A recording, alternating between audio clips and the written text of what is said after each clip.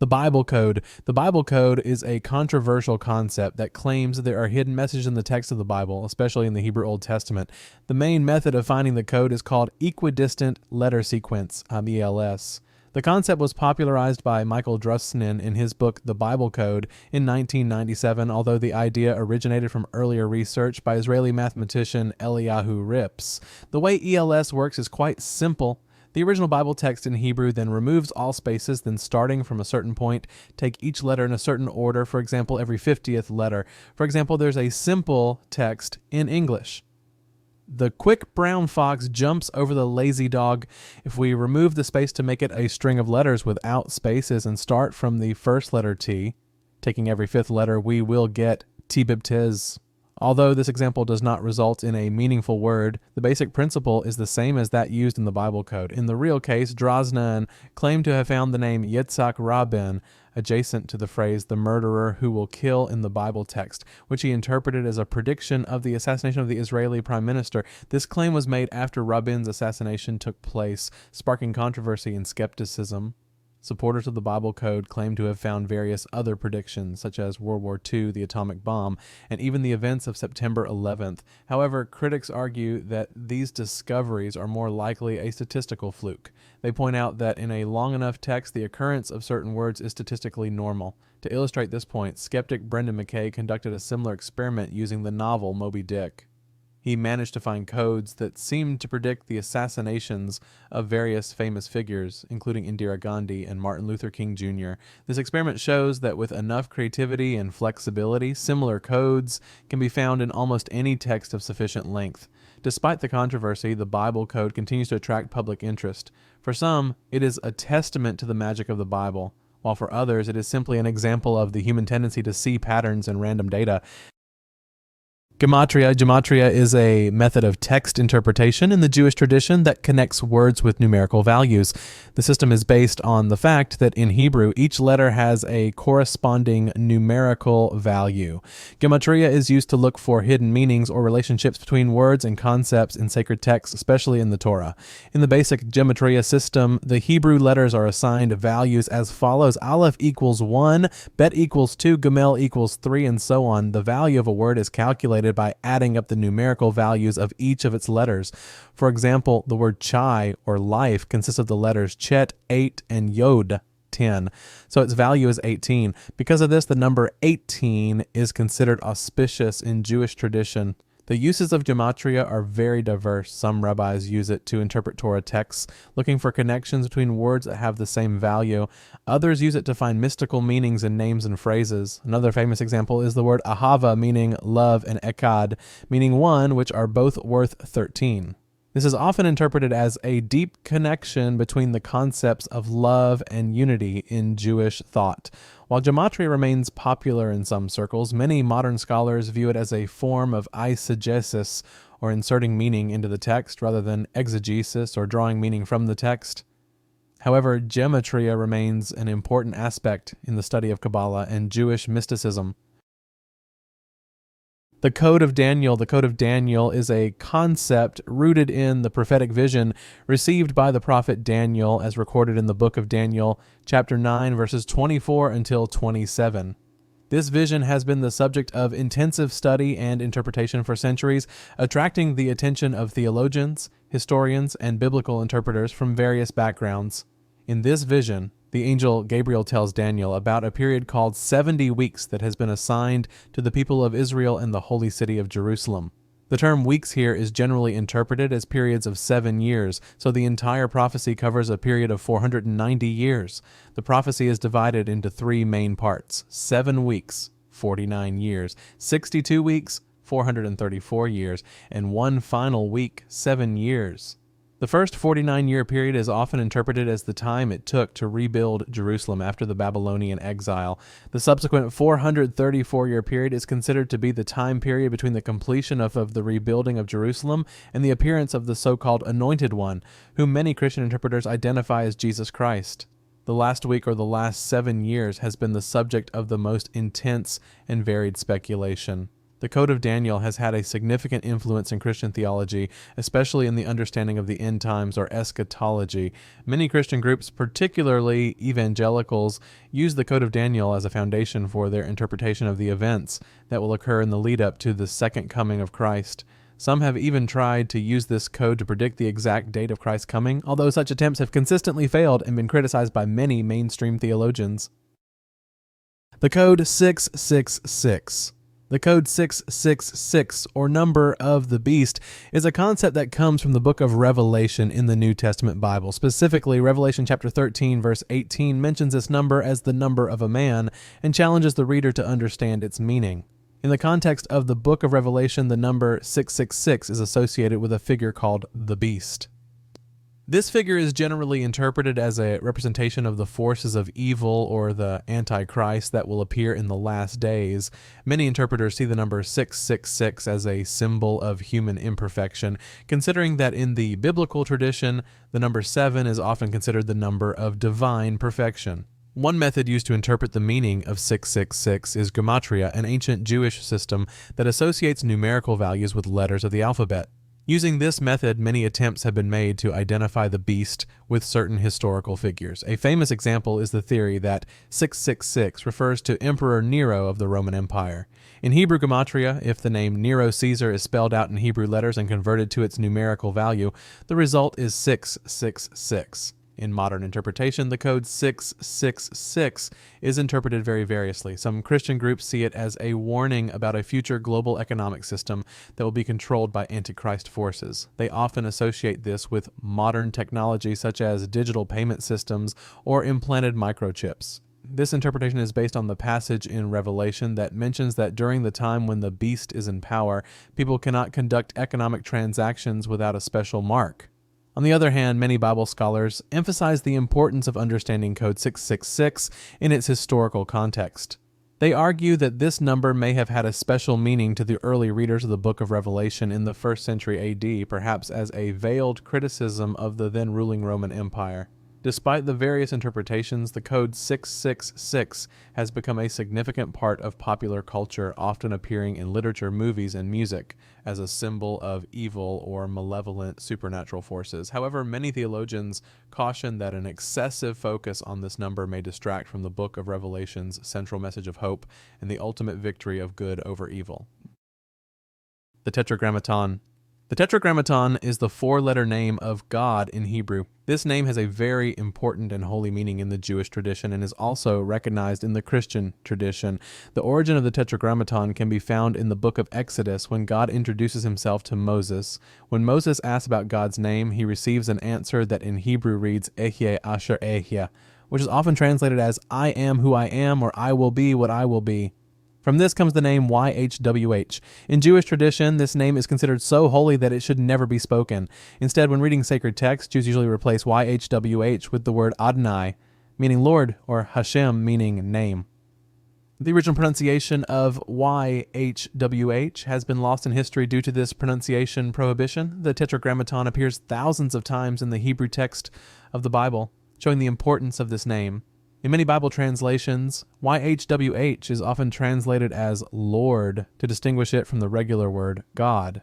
In the Jewish mystical tradition, particularly Kabbalah, the Tetragrammaton has deep spiritual significance.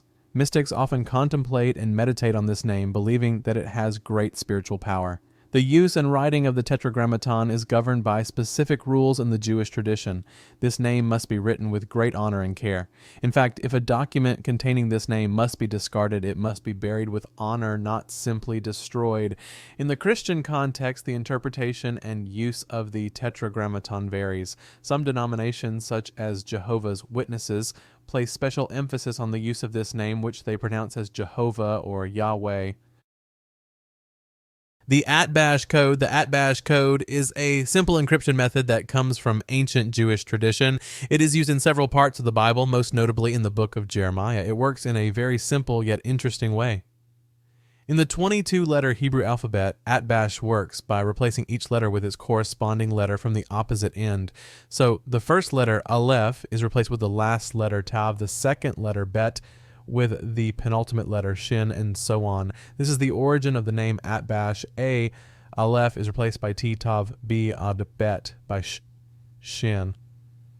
The most famous example of the use of atbash in the Bible is the word shashak, which appears in Jeremiah chapter 25, verse 26, and chapter 51, verse 41. When decoded using atbash, shashak turns into Babylon or Babylonian.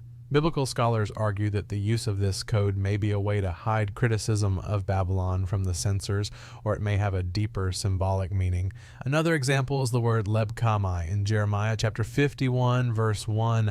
When decoded with atbash, this word becomes Chaldean, which refers to the Chaldeans, the rulers of Babylon at the time. The existence of the Atbash code in the Bible has sparked much discussion. Some see it as evidence of a hidden message in the sacred text. Others consider it a literary tool to add depth and complexity to the text. In a broader context, Atbash is one of several methods of text interpretation used in the Jewish tradition. These methods, including gematria, associating numerical values with letters, and temura, permutation of letters, are used to search for additional meaning in sacred texts. Knowledge of the Atbash code has paved the way for more in-depth studies of ancient cryptographic practices and the interpretation of sacred texts.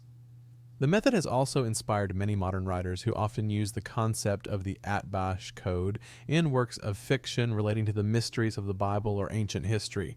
Despite its simplicity, Atbash shows that the practice of hiding messages in texts dates back to ancient times. It provides fascinating insights into how people in the past may have used secret techniques to convey information or add layers of meaning to their writing.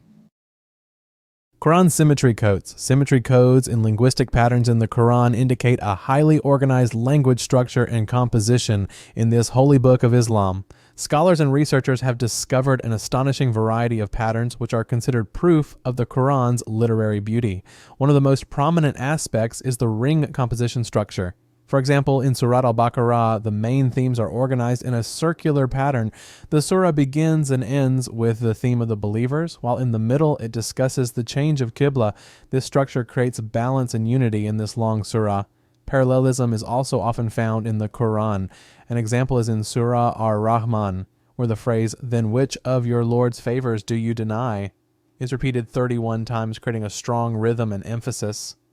Keyword repetition and numerical symmetry also attract attention. For example, the word yam, day, appears 365 times in the Quran, corresponding to the number of days in a year. Meanwhile, the word shar, month, appears 12 times, corresponding to the number of months in a year.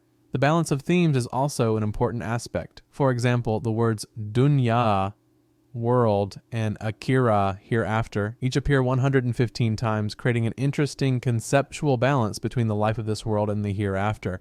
The grammatical structure of the Quran also shows a symmetrical pattern. In Surat al-Asr, we see a perfect balance between positive and negative concepts. Verily, mankind is in loss except those who believe and do righteousness and exhort one another to righteousness and exhort one another to patience. The phonetic and rhyming aspects of the Quran also create a distinctive musicality.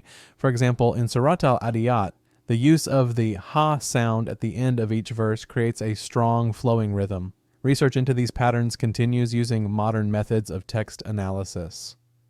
For many Muslims, these patterns reinforce their belief in the miraculous nature of the Quran. Regardless of the theological interpretation, this study of the Quran's linguistic structure provides valuable insights into its composition and literary style, deepening our understanding of the beauty and complexity of this holy text. Yantra. Yantras are sacred geometric diagrams in the Hindu tradition that serve as meditation tools and visual representations of spiritual concepts. Etymologically, the word yantra comes from Sanskrit, meaning tool or instrument. In a spiritual context, a yantra is understood to be an instrument for mental focus and a means to connect with cosmic energy. Although not explicitly mentioned in the earliest Vedas, yantras became an integral part of the evolving Hindu tradition, especially in tantric texts and some Upanishads. Yantras consist of a combination of geometric shapes such as points, lines, triangles, circles, and squares arranged in a symmetrical pattern. Each element and its arrangement has a deep symbolic meaning. For example, the famous Sri Yantra consists of 9 overlapping triangles representing the meeting of the masculine Shiva and feminine Shakti principles. In spiritual practice, the yantra is used as a focus for meditation to achieve self-realization, a concept of great importance in the Upanishads. Yantras are also considered to be the visual manifestation of the sacred mantras found in the Vedas. Mandalas in the Buddhist tradition are sacred diagrams that hold deep hidden meanings. In Buddhist scriptures, especially Vajrayana tantric texts, mandalas are described as symbolic representations of the universe and powerful meditation tools. One famous example is the Kalachakra mandala, which means wheel of time. The Kalachakra mandala has a very complex structure with multiple layers of meaning. The center of the mandala depicts the Kalachakra palace, representing the core of ultimate reality. The outer circle features various deities and symbols representing different aspects of consciousness and reality.